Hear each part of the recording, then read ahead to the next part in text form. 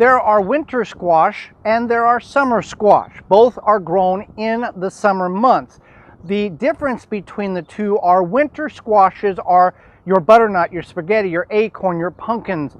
Those harvested and cured can withstand the winter months in proper storage. And most of the time, the winter squashes take up a considerable more amount of space growing them than your summer squashes do. We've got a 4x8 bed here, and we're going to plant 3 different types of winter squash. We're going to do butternut squash, spaghetti squash, and dilectica squash. Now, a squash plant of this nature can take 20 or 30 square feet. We have compacted them before in a straw bale gardening method, and it's taken up the whole backyard, or a good portion of the backyard. So what we're planning on doing is doing one here, and one here. Obviously very, very tight compared to what should be allowed. In a perfect scenario, the butternut squash would be planted here and it would take over the whole bed. But we're going to try what we can do with the limited amount of space that we have and try to get as much out of it as possible.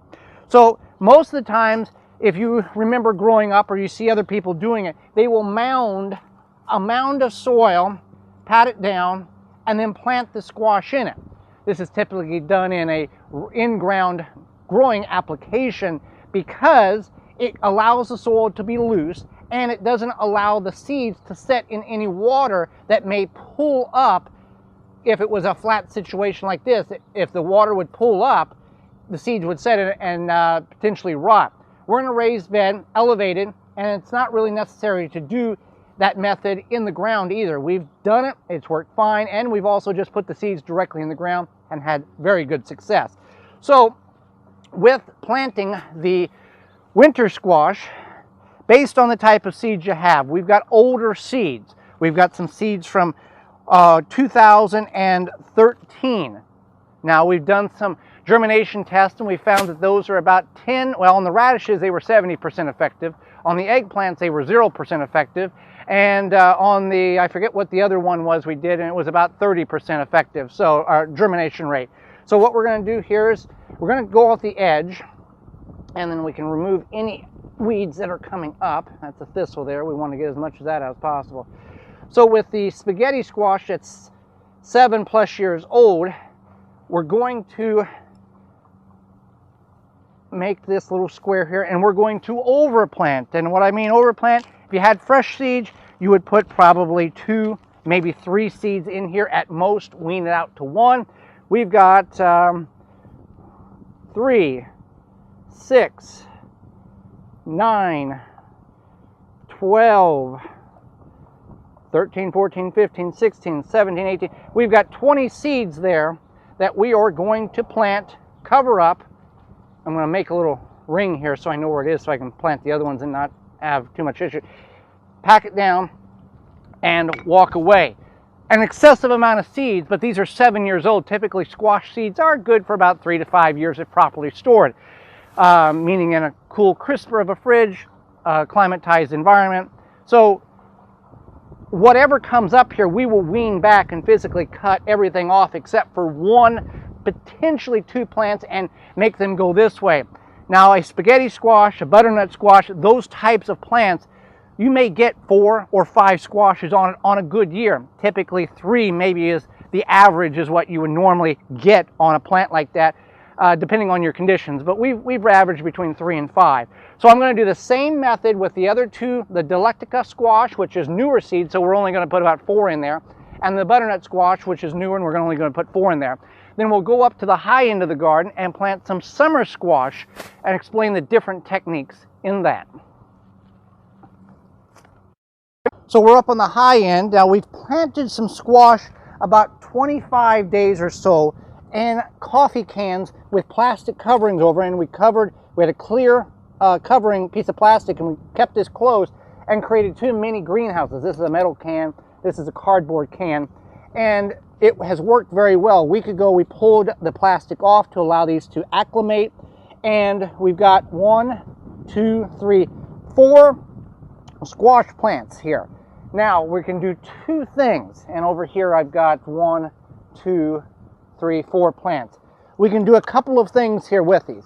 What we will do is cut these back to 2, then let the 2 grow for another 2 or 3 weeks, and then wean it back down to 1. So there's no competition, and we can get a very large plant, and they can get about 3 foot in diameter with the size.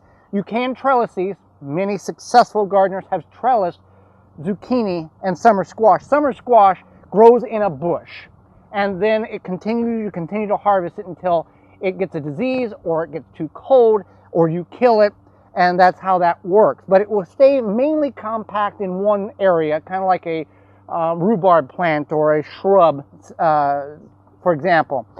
It's not going to vine all over necessarily. They will vine slightly, but not to the magnitude that you would a pumpkin or butternut or spaghetti squash would.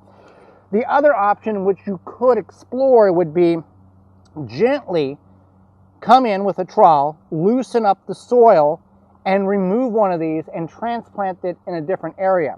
This can be difficult because they are very sensitive with having their roots disturbed. Now, if they're in a container and you move one in and plant it, that's a little different, but we've got 4 plants here. All the roots are jointed together.